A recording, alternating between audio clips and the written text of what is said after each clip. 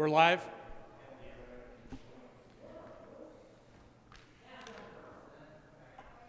Good morning.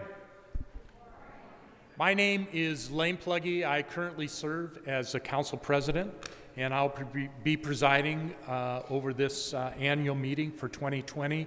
Kim did a pretty good job, I think, of illustrating how we're staying connected, because we do have a quorum, at least with who's here, and we are going to be taking attendance via Facebook and YouTube as well. So please be patient. We notice there is a little delay in the Facebook in what we can see and what we'll get our responses for. So our purpose today is the annual meeting, plus we moved the Phase 2 forum until today also. So joining me today with the really pertinent information will be Scott Hartman and Bruce Rasmussen. So I welcome you to this. We do have a quorum, as has been designated in our Constitution. And also, again, it'll be really interesting how we go through this, so please have some patience, especially when it comes to voting. So, and we did take action as a council at least a month ago or 2 months ago, so that we could do this virtually as well as in person. So, and that suggestion on how to go through that came from the Synod. So we're thankful for that. So, Pastor John, if you would please.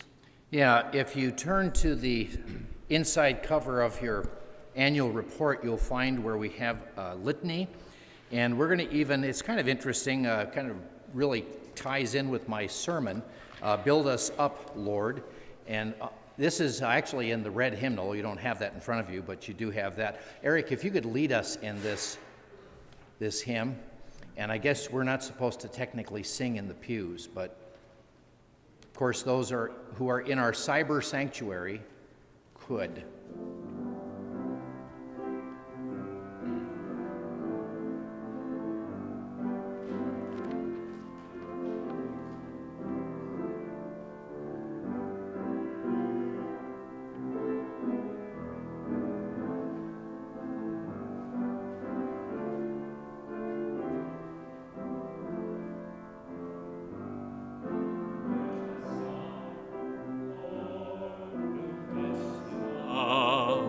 Set in us a strong foundation, lead us to do your holy will, form and shape your new creation, build us up, Lord, build us up, as we guide and teach each other, help us to share your love with the world. Every sister, every brother, growing in Christ, we plant seeds for the kingdom. We follow in faith what's begun. Lord, set in our hearts the power of your word to spread the news of your Son.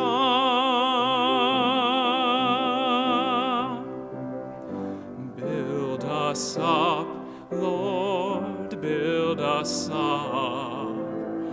Let your lives reflect your glory. Cast away all our doubts and fears. Help us tell the world your story. Build us up, Lord, build us up. Help us bear good fruit for you. Lord, give us vision and keep us sure.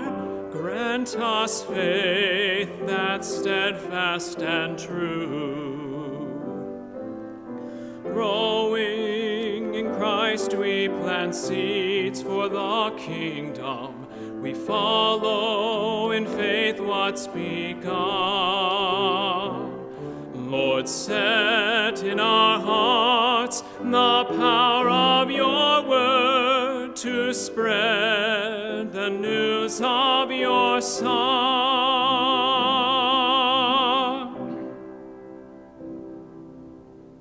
Thank you, Eric. That you. works. Now the litany. O God of all power and love, we give thanks for your unfailing presence. O God of all power and love, we give thanks for the hope you provide in times of uncertainty and loss. O God of all power and love, We ask you to send your Holy Spirit to enkindle us in your holy cause, O God of all power and love, we ask you. to revive us to live as Christ's body in the world. O God of all power and love, we ask to be. A people who pray, worship, learn, break bread, share life, heal neighbors, bear good news, seek justice, rest and grow in spirit. O God of all power and love, we ask you to be with us. Wherever and however we gather, unite us in common prayer and send us in common mission, that we and the whole creation might be restored and renewed through Jesus Christ our Lord. Amen.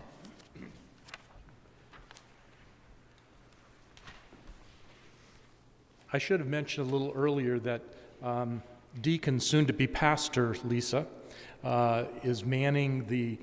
She's got two screens going there to take feedback on votes via Facebook and YouTube. And if you're not experienced, there should be a chat place where you can indicate your preference on the voting. And so there will be a little delay there, and I'll be looking to Deacon Lisa to get those numbers as well. I have one correction that I should notice that you need to take note of in the annual report, and that's on page 7. If you could look there, it's on the membership. There needs to be a correction in gains. It says gains in 2018. It should be gains in 2020, and then losses in 2020. Those are the only corrections that need to be made in the annual report. I will go ahead then to, is there a question? Oh, someone needs an a sign. I'll move into the business portion of the meeting. I would need a motion to accept the printed agenda. I've got a motion, a second, got a number of seconds back there too, so any discussion on the motion? All those in favor, please say aye. Opposed, the same. Motion passes. We'll move on to item 4. This is move to accept the minutes of the January 26th, 2020 annual meeting. Or that would be, that was our last annual meeting, and those minutes are in the annual report. Do I have a motion to approve those minutes as stated? I have a motion. I can't always tell who's behind your mask out there. Do I have a second? Alan? Any discussion on the motion?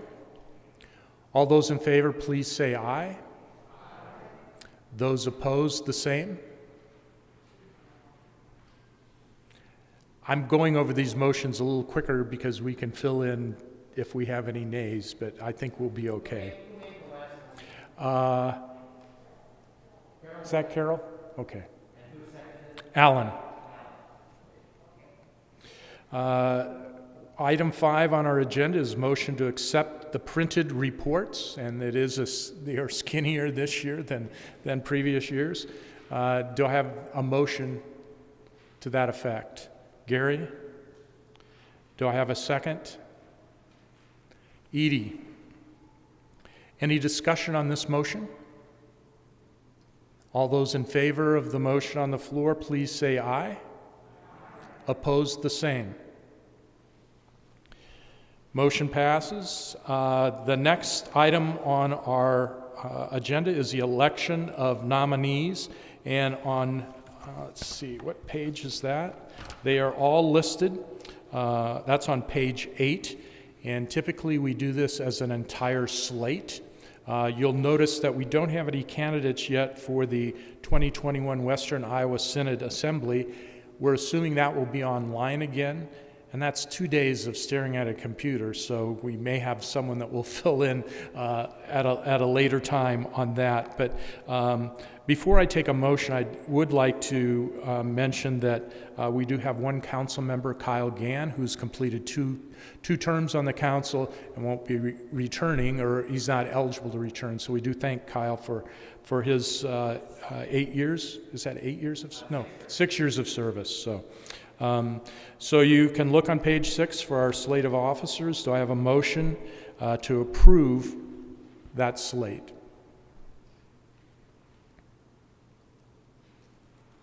Bruce. And a second from Alan. Any discussion? All those in favor of accepting the slate of nominees, please say aye. Those opposed, the same. Appears the motion is passed. So our next item of business is to adopt the 2021 budget. And is Scott around? Do we need? There he is, right behind. Oh, you snuck up behind me. The masked man.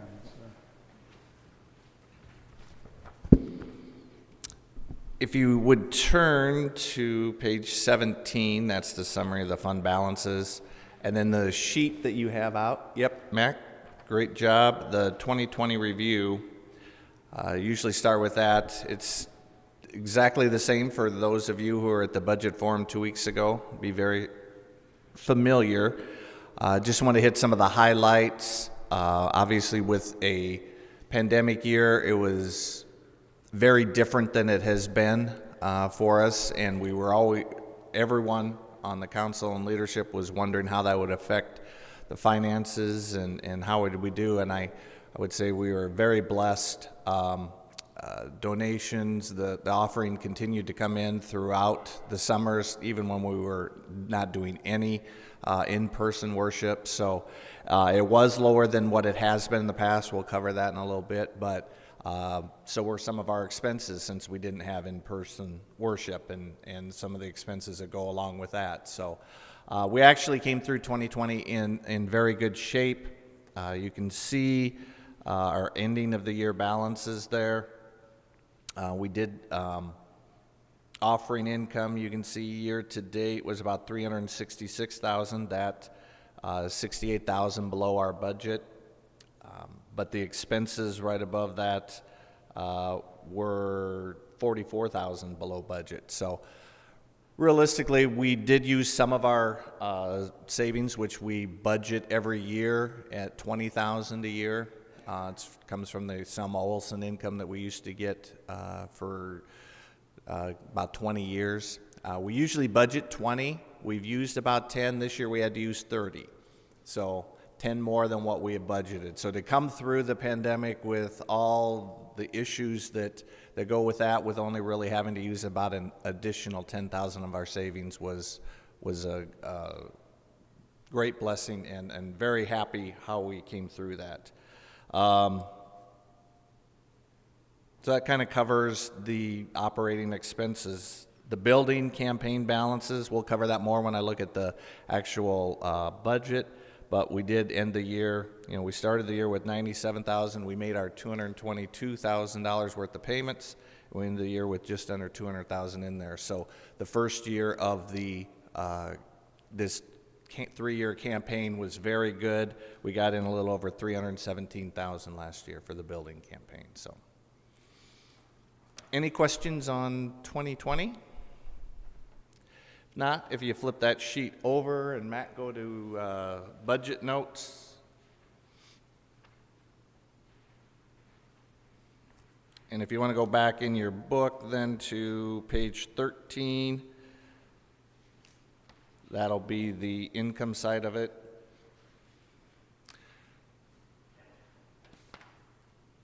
real simple. This year, we kept the offering budget the same as it was for 2020. That is about an 18.5% increase over last year actual. But if you look at the last few years, where the trajectory that we were going on before the pandemic hit, we feel very comfortable rebudgeting that for what we were expecting this last year.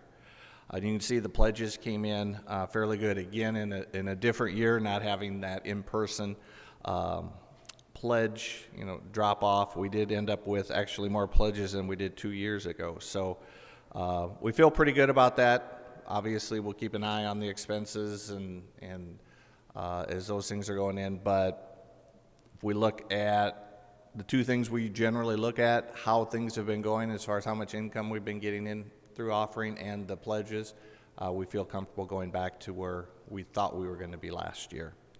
Other than that, there isn't a lot. We did budget $15,000 from designated, our savings.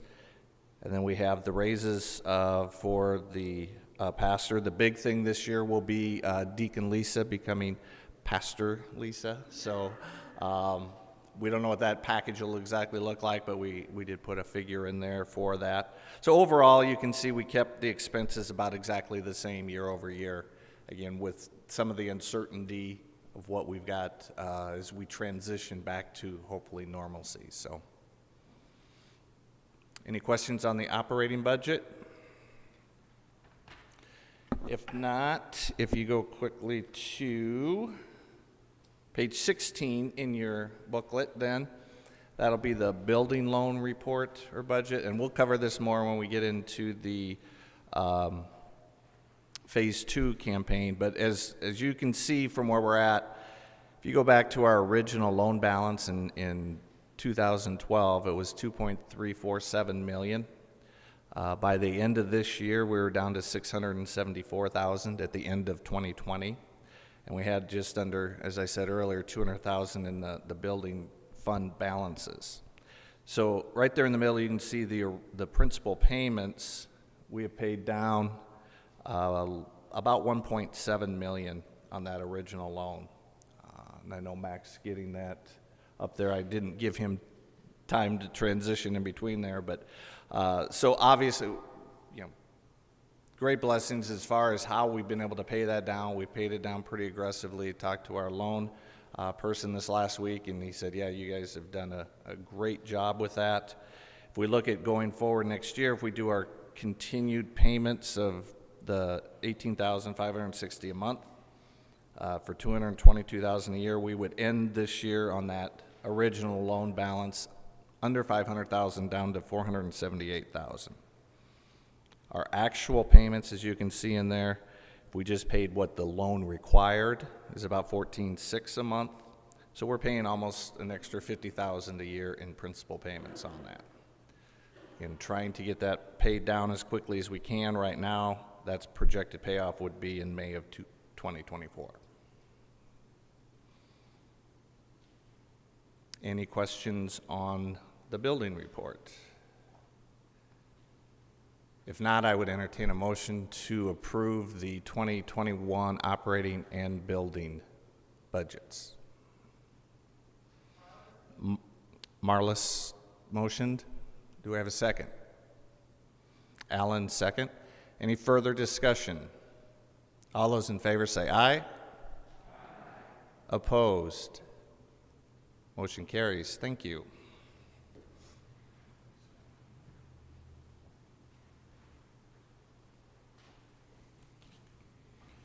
The next item on our agenda, that really would almost concludes the, I was going to steal that. Was that a Hawkeye one? So, really concludes our regular business. But now we're going to have a update on the phase 2, and Bruce is going to do that. I want to set the stage for you what we'll do as a congregation also. You're going to see a report of the progress, and we have 2 options to consider, and Bruce will cover those. We will we want input and discussion on which option the congregation wants to pursue, and then we will take a vote on affirming whether we should take bids. And what does that mean? That doesn't mean we're going to build. It doesn't cost us anything, but it's Leader Construction is our firm. They will put it out to bid, and then we'll see where we're at. It will need a vote of the congregation again at another meeting to proceed with construction. So that kind of lets you know where we're going to go. But probably in April, around Easter time? Maybe a week or two after. Okay, all right. So Bruce has got some good information, and did you see Mac's thing on our meeting, that slide? It had thousands of people, it said, so that.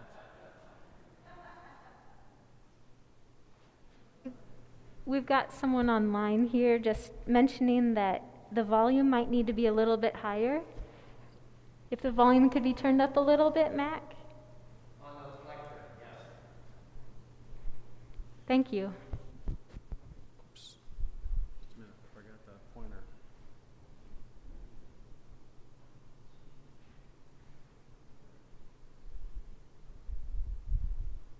Is this thing working? Can everybody hear me?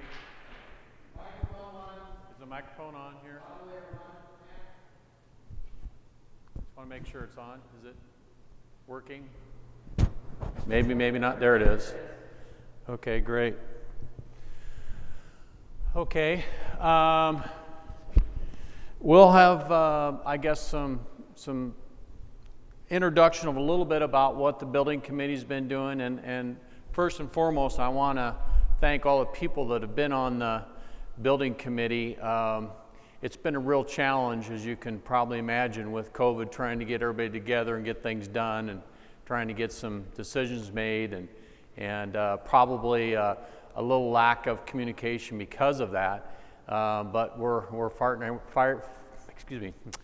fighting our way through that, and hopefully can get some resolve and some direction for the church. So I guess first and foremost, I want to tell you that there are a couple of things we're looking at here. When we originally set out to put a plan together, Mac Burleson did some very nice iterations of what might be possible, and we kind of got together and looked at that, and we hired an engineering firm, HGM, to help us with that and to become our engineer of record, architect of record, to put something together, some plans so we could move forward with this. And then we brought in and interviewed some potential contractors to partner up with to do a kind of a design assist type thing, and we elected to use Leader, who did the addition 10, 11 years ago, I guess now. It's amazing how time flies. And so anyway, this is what we were looking at, and we looked at a couple of different options. We actually went with the first iteration, which was a multi-purpose room, chapel, whatever, and with a relatively high ceiling. And the prices came in a little higher than we had hoped, had anticipated. So we asked the HGM and Leader to go back and try to come up with a lower priced option. And that lower priced option was basically a lower roof in that section.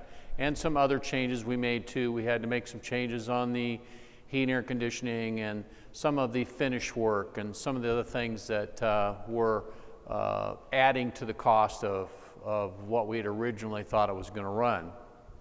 And so what we want to try to do today is just basically spell out a few things that the plans will dictate.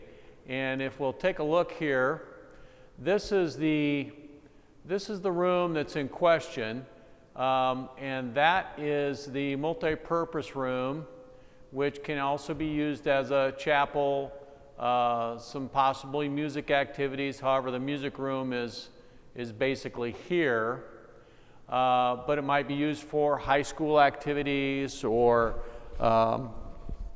just a lot of different functions, and it can also be used as a chapel. Now we've looked at that a couple different ways, and one of the main things that we did to try to bring the cost down, and by the way, I have some of this, if anybody wants them, I have only about 12, so let's hand those out. More can be made. More can be made. And by the way, if anybody is wanting a copy of this that's not here, just, I suppose, call in or send us your email address or whatever. These may have been sent out as a PDF. Okay. Because that's all these are, is a PDF, so if, you know, can easily be sent to anybody that wants it if you want a hard copy of that.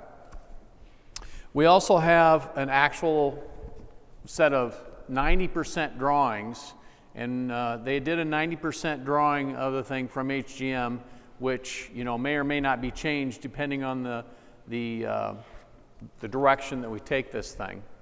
And so we'll hand some of those out, and you may have to share. I don't know. We'll have to see what we've got. I only brought 12. I wasn't sure how many are going to be here.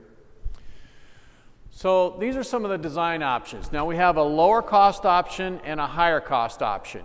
And today we're going to basically just get a show of hands of which direction you think we should go, and not actually a vote necessarily, but just an overall indication of what people are thinking and what the congregation would like to see happen. And so first plan is this lower roof. And if you take a look at that, it's if you look at the elevation view here, you can see that this is the chapel area here, or the multi-purpose room, and you can see it's relatively flat roof. And so you've got this big addition here, of course, which is our sanctuary, and then this is the educational wing, and this area right here is that multi-purpose room that you saw on the previous plan, on the floor plan. And this is, of course, the lower cost option because we don't have the high ceilings, and it definitely changes the profile of the outside. The remainder of the space remains pretty much the same, other than some finishes and some things that we did to try to keep the cost down because of the inflated cost of, you know, and I don't know if anybody realizes this, but it's been a tough year. Lumber costs are way up. There's a lot of building materials that have just gone through the roof, as far as literally. And so, I mean, it's been a challenge to try to do this. So when the costs came in, they were higher. Now, having said that, I want you to understand, when we look at this, these are budgeted numbers. There's a good chance that when they actually go out for bids, that the bids may come in less, depending on the time of the year and when we actually take bids. And just because we take bids doesn't mean we need to spend the money. It doesn't cost us anything at this stage of the game, just like Lane and Pastor had said. So anyway, that is the design option one. And you can see it's a flat roof. Now, if you take a look at some of the interior space, these are kind of what they call clouds. And what that is just a drop ceiling. So the area above here is actually just a metal truss that's up in there, and so then they put these clouds in here, which basically our lights go into, the heating, air conditioning then goes above that, and some of the power. But that's the way that room would look with the lower roof option. And so you kind of get a feel for it. It's a little, you know, obviously it's a lot smaller. This actual ceiling height is going to be, I think, all said and done about 8 feet. Be pretty close to that. And so give you some kind of indication of what that room's going to feel like when you're in there. And like I said, that's to be a multi-purpose room used for a lot of different functions. So don't just think of it as a chapel. Yes? Dimensions of the room? What? Dimensions? Dimensions? Let's see. We'd have to go back to that floor plan. Let's see. I think I may have.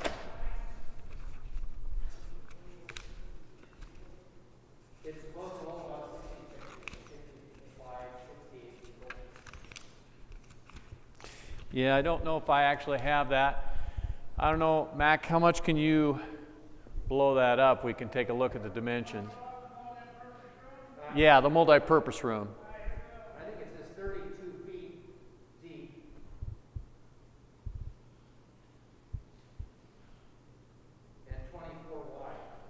Okay, 32 by 24. Does that give you a pretty close approximation anyway?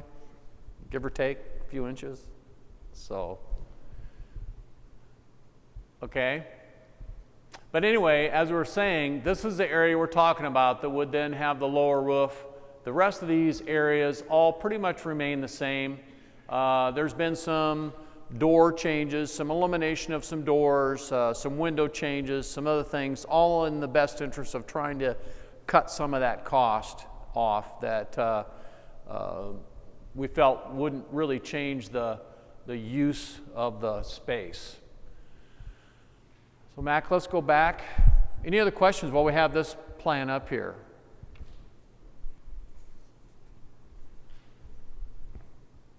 Lisa, any questions from the, about a 3-minute wait? Well, we can come back to it if you have any questions then. Okay, design option 2, let's take a look at that. Design option 2, you can see, is a fairly significant change, and this was the, all intents and purposes, I'm going to tell you this is about $120,000 add to option 1. And it was actually a little more than that, but we peeled out some of the other things that we could do without or could change, some of the finishes, some of the windows, some of the doors, some of the things that we felt could be done without. So at the end of the day, it's about a $120,000 add to have this profile. And so that's what it's going to basically look like from the northwest corner. And it is pretty stunning, you got to admit, but you know, it's another $120,000 too, right? So don't want to downplay the value of that. But that's pretty much what it would look like if we went with the option with the higher cost, higher roof. So if you look at the inside, this is what it would look like with the higher roof. You've got higher windows. You've got some acoustical panels, some lighting on the sides. The upper roof, which would kind of emulate our Faith and Life Center out here. So they kind of tried to tie that together. And this was the actual work that's being done on the 90% drawings that they've already done. And so when they got to this and we met with this, we said, uh-oh, this is a lot more money than we'd anticipated. So let's go back and look at a lower roof option to try to see what we can do to keep the cost down. So that's why we went back to the drawing board and came up with an option on the lower roof. But as you can see, this is basically what the higher ceiling interior would look like. There's a question online in regards to, I'm not sure what picture, but they were wondering if that would block the sanctuary windows.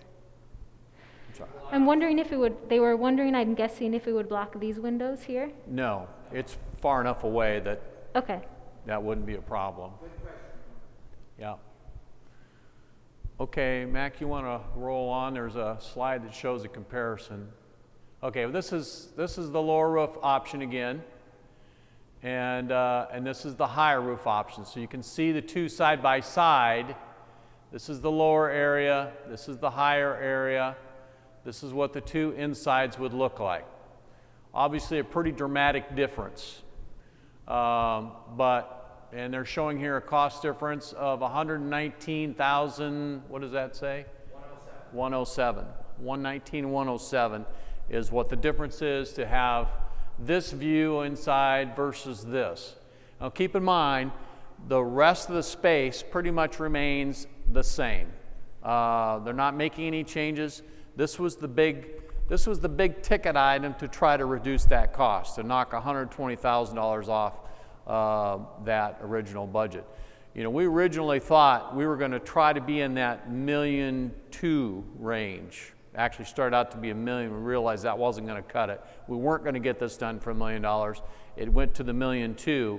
And then when the actual budgetary prices came in, we brought Leader into the equation and actually did some reasonably good estimating Now granted, these are not bids, okay? We didn't go out and get bids from subcontractors to actually confirm what the price is going to be, but they're pretty accurate on their pricing, and we found out that that's where we were bumping up to over $1.5 million, and said, you know, that's just not going to be possible. So we ended up trying to cut it back, and we cut it back a fairly significant amount, and we'll be able to look at the actual budgetary process here in just a moment. Yeah, here's the estimated cost right here, and if you can see that, the shorter ceiling is $1,374,000, and for the 90% drawings that they have now with the higher ceiling is $1,493,000, almost $1.5 million. So you can see the difference in those two. I just want everyone to understand the variances there and what that would look like now and what that would look like if we went with the shorter ceiling. Yes? In terms of the profile of option one from, say, 7th and Willow, would it be the same or similar to the current profile that we have now? From the street on the option one with the shorter roof. Okay, that right now we have this sawtooth roof thing out there. You know, if you go and come out of the street out here, Willow Street, you can see that sawtooth. That's all going to be covered up. That'll all be covered with a flat roof, and that was a challenge for the architect and for the contractor to come up with a solution there. And that's, you know, that was an architectural dilemma, I guess you could say, in trying to fix that and trying to make it right. But they did find a way to do it, and this is all going to be a flat roof there, so you'll no longer see that sawtooth. It's just going to be a flat roof that is, if we can see that.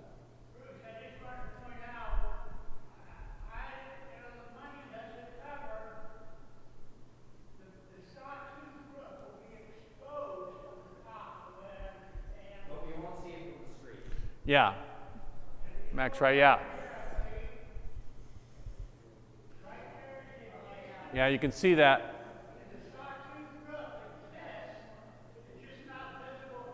Right. Does that answer your question?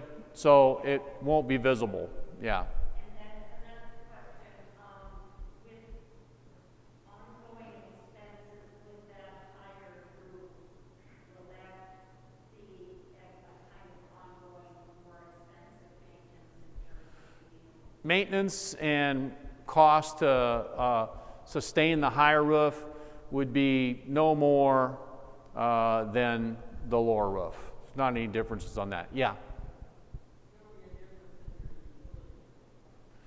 Not significant. No, not significant. We did. Now I'm going to tell you, we did make some changes on the heating and air conditioning. The original price called for individual zone boxes for each one of the classrooms, so they'd all have their individual controls. And because of the cost, we cut that down so that there would be a one rooftop unit to handle the multi-purpose room, and then another unit to handle everything else. So there was a difference, modification on that to keep that cost in check as well. So I'm going to say that the utility consumption would be not much different, really. Yes? I just wanted to say, this is the first time I've seen these drawings, and to me, there's no question. The high ceiling, just in every way, I mean, exterior to interior, if the difference is $119,000, it's just so much of a difference. It looks so much better. That is money well invested, in my opinion. Okay. Lisa? A few questions. One statement is if people could use the microphone to ask their questions. And there was ask for a repeat of a question. I'm not sure which question that was. if you're listening online, feel free to type that in. And also, would the raised ceiling in the sanctuary present, or the chapel present acoustic issues like the Faith and Life Center? I'm sorry. Would Acoustical it cause issues? Yes, like Right. the Faith and Life Center. If you look up here, I think what they've done, the question was, shall I repeat that question? Okay. The question was, is the height of this room going to cause acoustical issues like we had in the Faith and Life Center, and where we had to spend the extra money to put acoustical panels up there? And I believe they have addressed some of that here, so that we actually have some acoustical changes for that. And carpet. There will be carpet in there too instead of a hard floor, and that'll also make a big difference. So from a music standpoint, it says it is a multi-purpose room. You know, I think they tried to address some of the acoustical issues as well. Thank you. Yes. I'd like to know more about the rest of the building. What are those other rooms? How many Sunday school spaces? What is the open space to be utilized for, etc.? Okay, do I need to repeat that question, or? Everybody got it on the mic? Okay. The rest of this space is going to be used for Sunday school, and for example, this is a commons area, and this commons area would be used for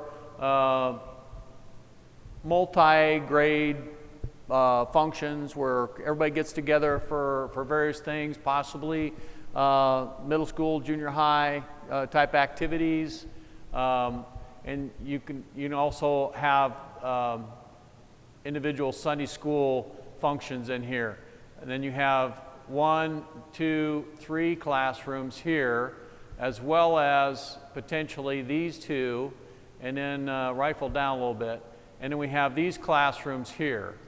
Yes, 3 here. So we have 3 here. So we have a total of 6, 7, well, actually 6, possibly 7, possibly 8 additional rooms, 9 additional rooms actually, to be used for Sunday school multi-purpose.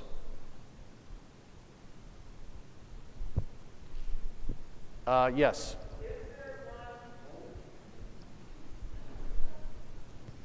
Is there one focused on music? Because we choir members need to warm up and robe and or rehearse, and we've been doing that in our sanctuary. So is there a space for that? Yeah, we moved the music out in a trailer out in the parking lot. Is that all right?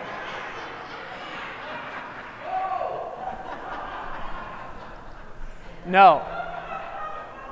I don't throw tomatoes at me.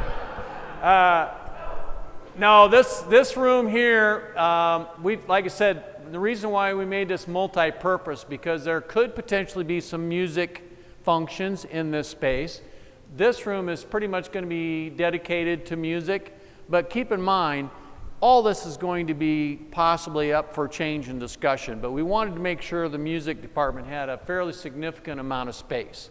And so that's why not only is this room going to be used for music, but this room can also be used for that as well. So there's a lot of flexibility in how this space is going to be used, and some of this is going to be used for music and bell choir and some other things that we're going to be needing. So obviously that's been a real lacking and a big concern. So that was a big part of this, addressing that space. Absolutely. The question is, are there windows in the shorter ceiling option?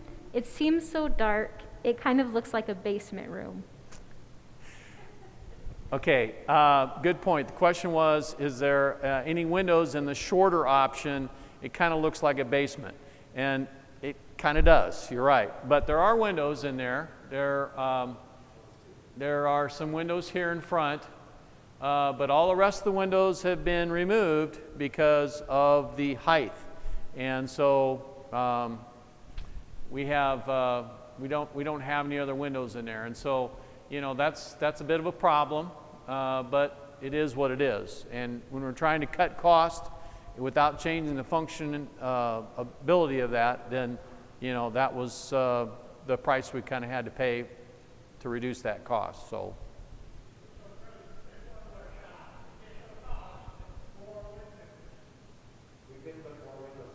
We could.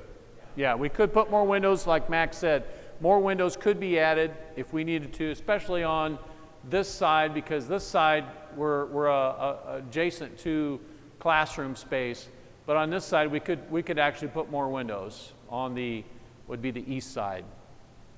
So there are some potential changes that could be made to make that more adaptable from the standpoint of windows. But when you add windows, you add cost, and so that kind of defeats the purpose, right?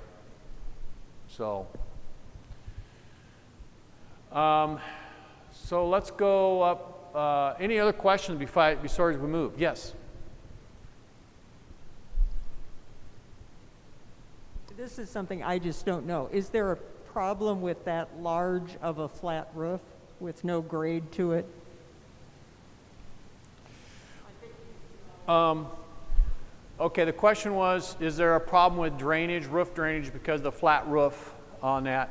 And yeah, that was, and two things that actually came into that equation, which the engineers were having to address, or the architects, was the fact that because that's a flat roof, we have to have some roof drainage, but when you put roof drainage in, you have a drain spout on the roof that comes down, and it has to be pitched to an out. Well, when you have a low roof to begin with, that doesn't give you much room to pitch that drain pipe.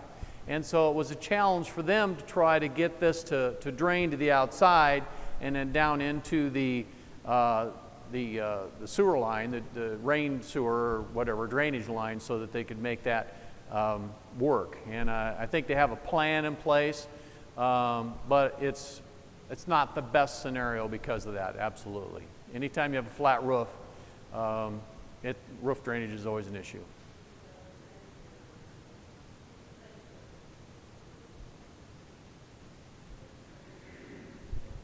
Okay, what you saying?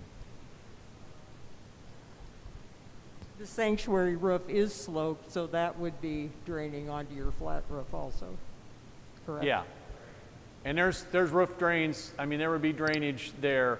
That's going to be part of the architects and engineers' challenge, is to make sure that we get all that done. But in the same mode focus, we had a large amount of old building to new building connections and roof drainage and problems in our piece that we added 11 years ago, and I would hate to see that repeated again with this new section. Question was that, the concern about roof drainage and adding a new building to an old building and adding to any additional roof problems that we have now. And, it's a valid point. And I know that that's part of what HGM took in consideration on this. And that was something that was definitely addressed on this. And hopefully they've got a solution. In addition to that, the question is, could any roof problems potentially wipe out any savings made by lowering the roof? I'll ask again. So could any roof problems potentially wipe out any savings made by lowering the roof? Okay, I'm going to repeat that because I can't hear you very well with the mask. So the question was, would the roof drainage problem wipe out any savings from lowering the roof? Is that right? Pretty much? Okay. I don't think that's a problem. I mean, we're relying on the architect and the engineer to come up with a roof drainage program that not only meets code, but it's also effective. So I'm going to say that, that shouldn't be a problem. But anytime you're dealing with roof drainage, it's always an issue. And hopefully, now I'm going to tell you my personal opinion, and I didn't want to do this. My personal opinion, if you go with the higher option, which I know is more money, you're actually going to have less roof problems from the standpoint of a flat roof. But you still have a lot of flat roof to deal with here, so it's not going to completely go away. in the educational classrooms that we're adding. Any other questions on that?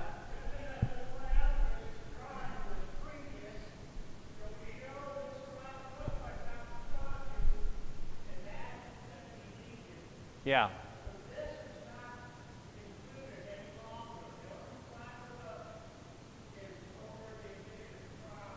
Right, so you still have the sawtooth area in this section right here. And this area is the flat roof part. And and that has to be drained as well. You know, that has to have its own drainage system. So, but I'm sure that that's been addressed by HGM. That was part of the part of their job to come up with a solution for that. So if there's nothing else, let's go to the next page, the next slide. And this is where Mac? Oh, question? Yes.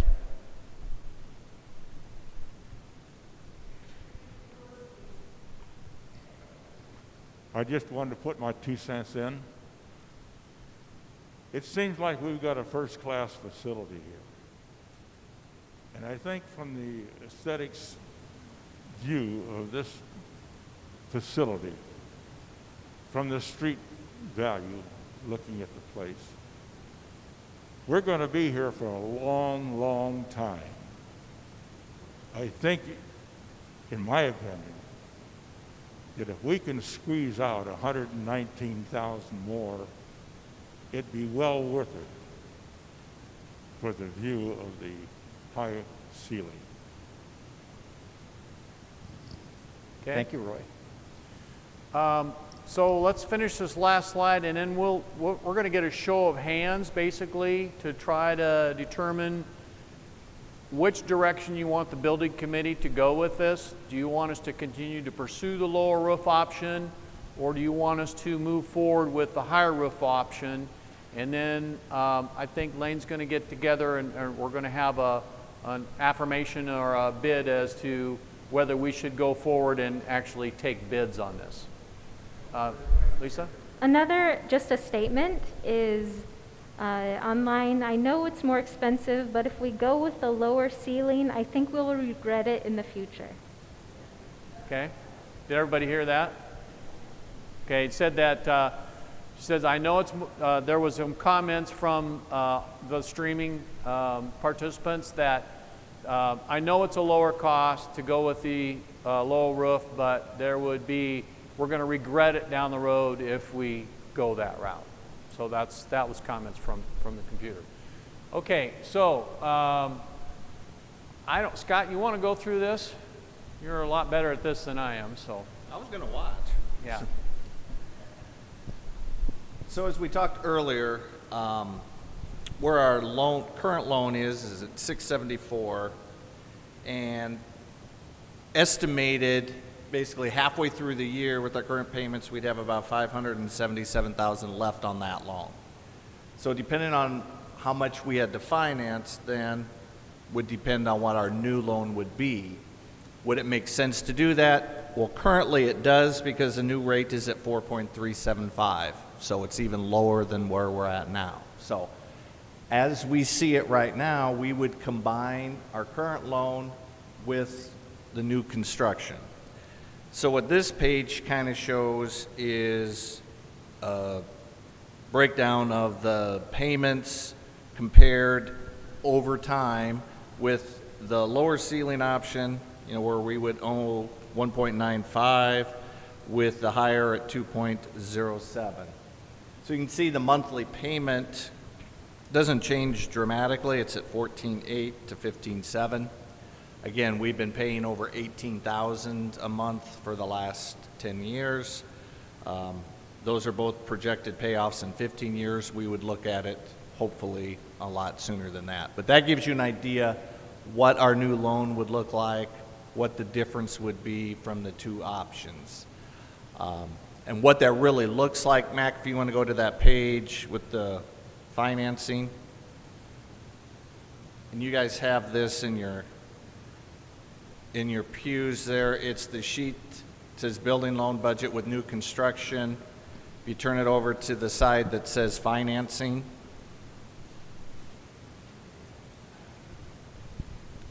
Mac, while you get that up.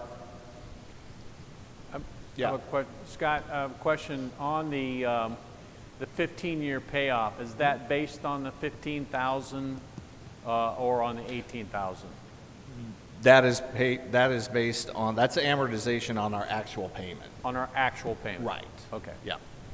Not, when you say actual payment, on the payment that we're making now, or the 15,000? No, I'm sorry, the payment that would be scheduled, so it'd be the 14,000. 15,000. The 14,800 or the 15,000, yeah. Gotcha. So if we continue to pay the 18,000, we're going to pay it off faster than the Absolutely, 15 years? yeah.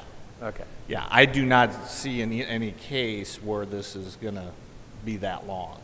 But just cash flow wise, wanted to show you what it looked like. Now, as he gets this up here, I think this does a better job of really kind of what does it look like. Our account balances, go to the next page there, Mac. One that starts with financing. There we are. So at the end of the year, we had 191,000. Our pledges for this campaign are a little over 950,000 now. Yay. Hallelujah, yay. And still building. I still think over the next couple months before we make the final vote, I think we'll be over $1 million by the time we get that in. At the end of the year, we received 317. That means we think, or there should be about 633 coming. We have architect fees remaining out of this balance, so that leaves us about 762,000. If you go to the next schedule there, and I used a $2 million loan when I was doing this because I didn't know exactly which option or where we're going to come in, and to be honest, we don't know that right now anyway. But that's kind of right in the middle of the two, the lower ceiling and the high ceiling option, 1.95 and 2.07. So assuming, and those bids may come in a little lower, you know, as they actually bid it out. So if we have a new loan of 1.422, with our balance, our remaining pledges, architect fees, and then we're paying our loan, current loan at the $18,560 a month. We'll do that for the first 6 months. Gets us to the middle of the year with 650. Our payments on a new loan, if we continue paying what we have been, the $18,560, for this, the remaining time on this pledge, which is about a year, a little over a year and a half, would be about 389,000, which would leave us with 260,000. The loan balance at that point on the 2 million would be 1.7. So that would mean left for the new campaign about 1.493. So just so everyone's clear, as we end this campaign, we obviously are looking at one more campaign to hopefully get all of this done. That's always been the plan. You know, if we didn't build right now, we would be able to pay this loan off, but then we'd have to start in 3 years with new costs and new bids, and we'd have to do 2 or 3 campaigns at that point. So in talking with our loan people, if we say 900,000, again, this one was 950. If we've got a final one, maybe we could get a big push. Our initial one was 1.2, 1.3 million. If we knew it was our last one, maybe we could do that, but I just put in kind of a guesstimate where we've kind of averaged the last couple. That would mean at the end of 2026, and we would pay that down a little more aggressively, but say we had 650,000 left on our loan at that time, we could actually stretch that loan out then for 15 or 20 years. Talking to our loan guy, he said, yeah, we could work with you because you guys have been so good about paying this down. If we stretch it out to 20 years, it'd be 50,000 a year, which we could roll into the general budget and not have to do another campaign. So where I stand today looking at this, it would, either option we look at, we're going to have one more capital campaign and then we should be done. We should be able to roll that into general after that. Just the interest, just to give you an idea, from 23 to 26 is about $200,000. So That's why if you're looking at some of these numbers going, well, if we've got this and we're paying that, how come it's not coming down faster? It's because we are paying quite a bit of interest. As you do your mortgage, you probably realize that as well, so. I'm just very encouraged, this last capital appeal approaching $1 million. That's just astounding. Thank you to St. John. Yeah. Very much.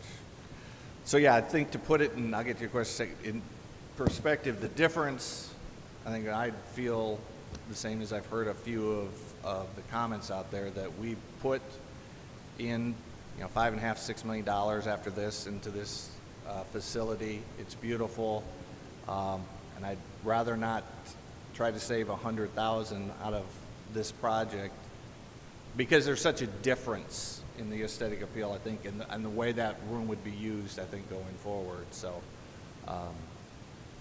and cost-wise, it's not going to be that much different in the long run, so a monthly payment. Gary, you had a question? Has there been any forecasting done as to how much more our monthly fees will be, electricity, heating, insurance, how that's going to be affected by the addition? I'll let the heating and air guy take that one. Well, I've not been privy to any calculations on that, but you know, my gut tells me, Gary, that because the insurance is what it is, it's going to be more expensive, obviously, because you've got more square footage, right? Utilities, probably not going to be a big difference because, you know, it's not going to be used full time. You know what I'm saying? I mean, there's going to be some hours when it's not being used, and so I think that it's not going to be a big hit from the standpoint of utility. And service and maintenance, same thing. I don't believe that that's going to be a big add. But, you know, insurance, yeah, it's going to be higher just because of the additional square footage. There's no doubt about that. So. Will we need another janitor? I don't think so. I think we've got a janitor who's able to take care of just that much more facility. Realistically, we're not talking about a lot of additional space here. I mean, it's what, 3,000 square feet? Probably 3,500, I guess. 3,500 square feet, which also is a bit of a challenge from a cost standpoint because, you know, when you start looking at a building and you look at a smaller footprint like this, it's a lot more expensive per square foot than if you're doing like we did the first edition. You know, we're adding a lot more square footage and a lot more changes. So, you know, it's a bit of a challenge from a costing standpoint for a contractor to come in here and keep the price down because it's fairly compact and small. You know, you don't have the economies of size on that. So, but I don't think it's gonna cost our utilities much. I don't think there'd be a big difference. No. I think we should maybe have a show of hands Okay. for the higher ceiling and the lower ceiling. And Yeah, and as we do this, there's going to be some downtime. I'm not going to sing or tell jokes because we've got about a 3-minute delay, we think, and we want the people that have been hanging with us online to have their hands counted as well. So, and we can do this by option 1 is low and option 2 is high. So we will ask the people online, they're not hearing this right now, but they will in 3 minutes, to say either high or low. That might be easier. So a show of hands here for high. Oh my gosh. A show of hands here for low. It appears that that high is the route to go. It was unanimous with the people that are here in the sanctuary. So now we've got 3 minutes. I could tell some jokes, but I'll just ask. Well, while we're waiting for that, does anybody have any other questions that I can answer?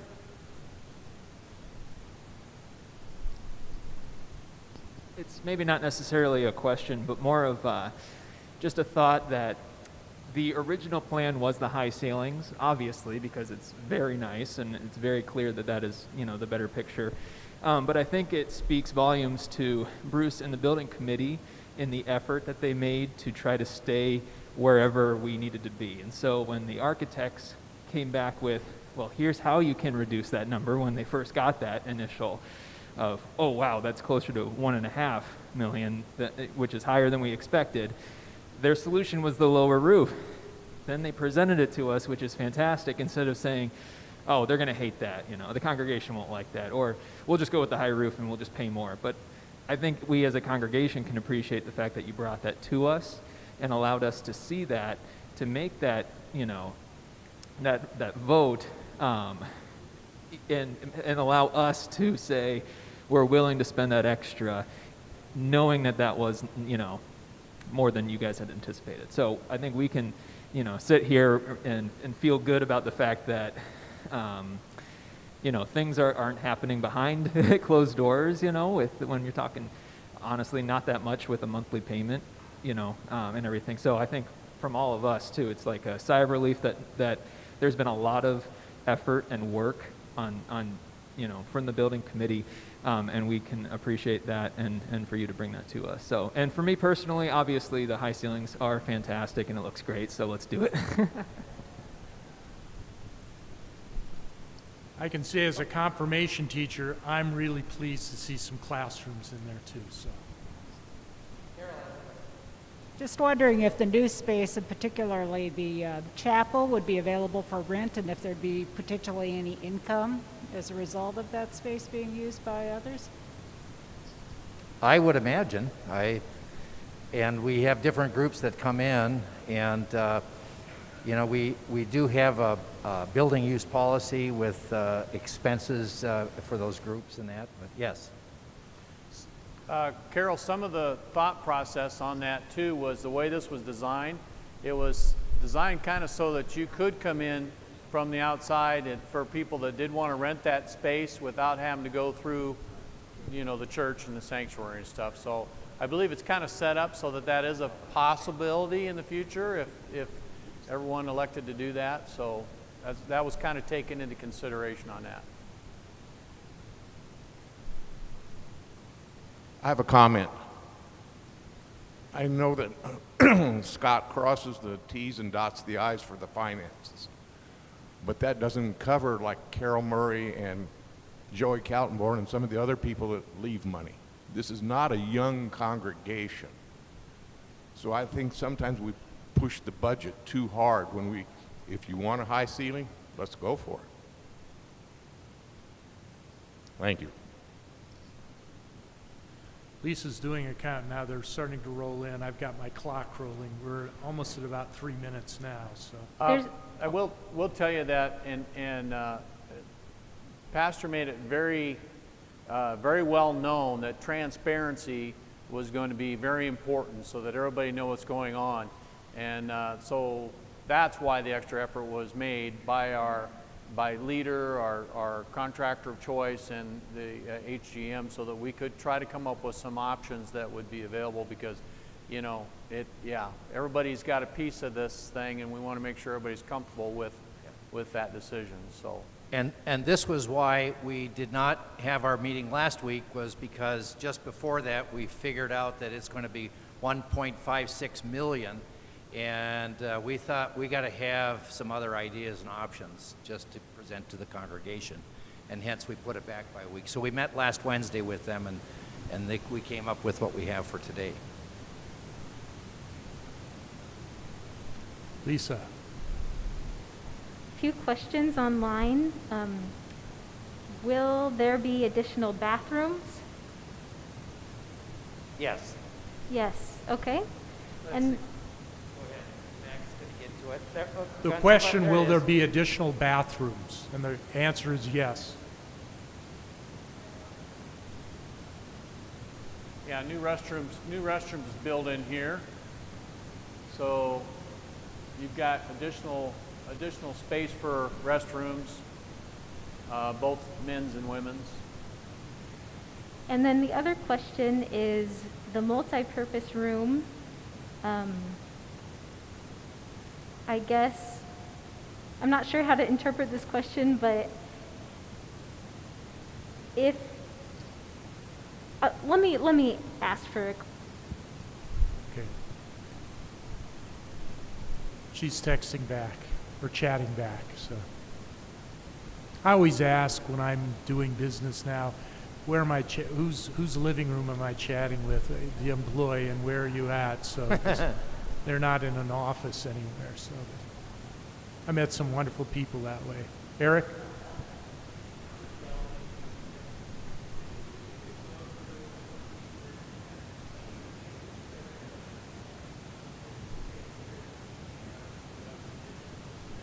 Right.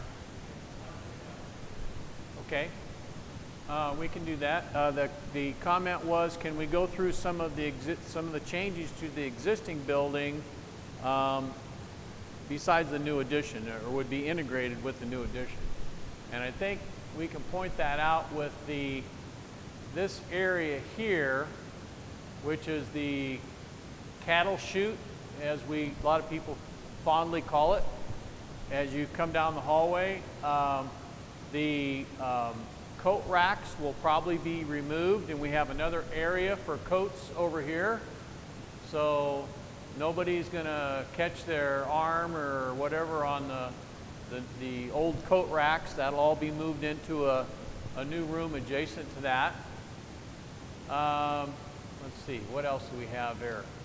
There was a door that was, we changed some of this area over here. So where the purple arrow is, that's just below that is the nursery. Right. And there's going to be a door, the door that's in the nursery on the north side of it is going to be taken out. Right, that will not be there. And then where you see those two bathrooms, they're kind of not purple, but lavender color. Those are the two restrooms. And right now, that's hallway. That's the old hallway.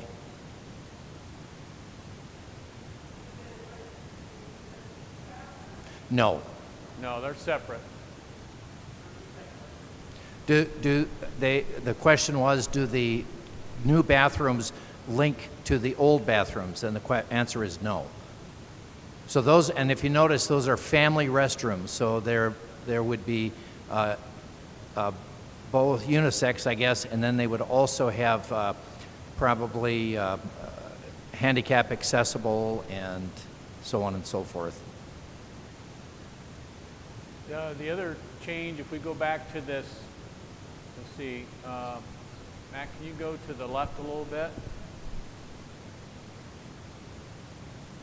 So we're showing the east side of the new addition.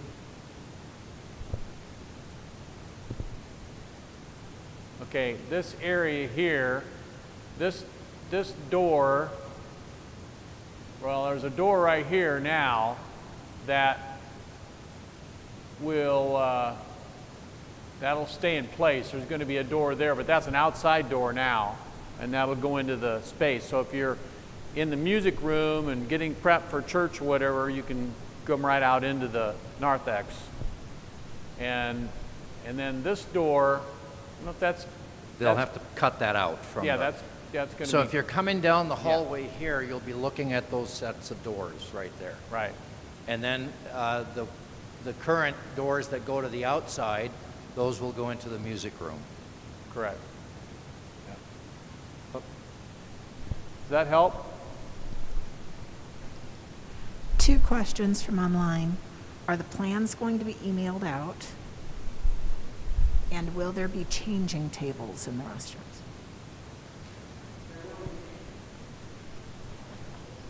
I think they've got changing tables for both of those restrooms, and I think these plans have been mailed out.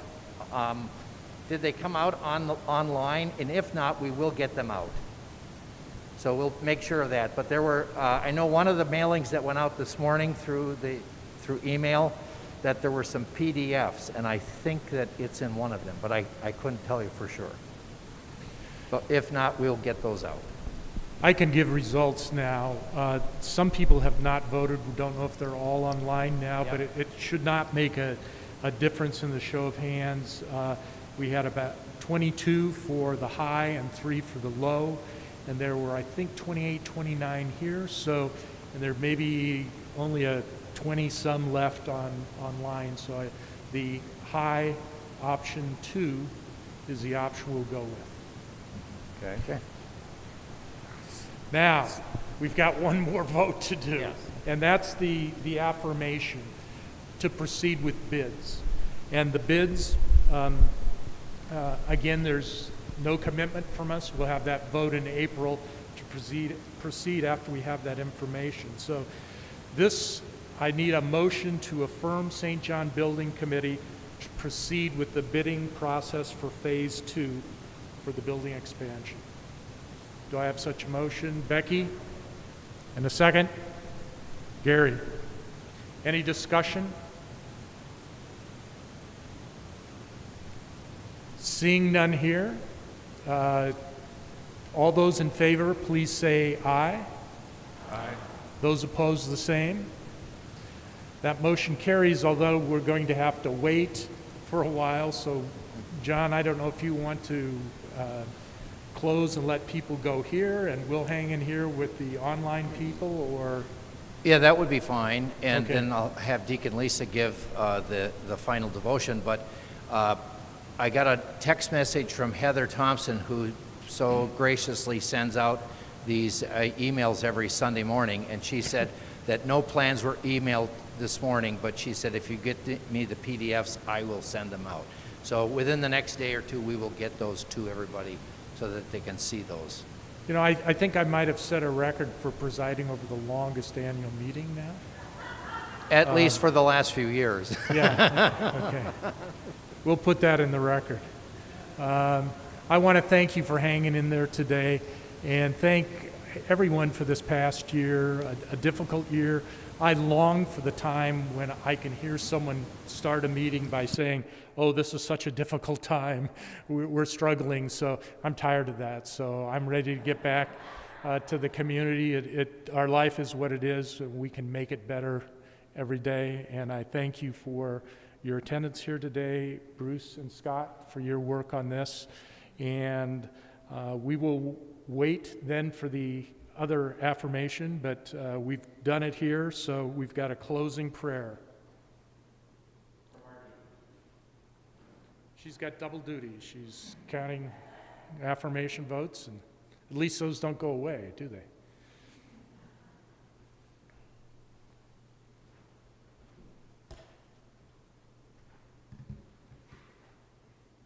We'll conclude with a word of prayer. Good and gracious God, we give you thanks for this great opportunity to serve you and to serve this church with so many wonderful people. We are blessed to have the surrounding joys that you give us, your promises, your grace among us, and this community that we are enjoying together. Help us as we move forward to not only think of this moment, but think of futures to come. We are so grateful for the gifts and generosity that you have provided and that others have provided. Thank you so much for the support that you give and the love that you share. In Christ's name we pray. Amen.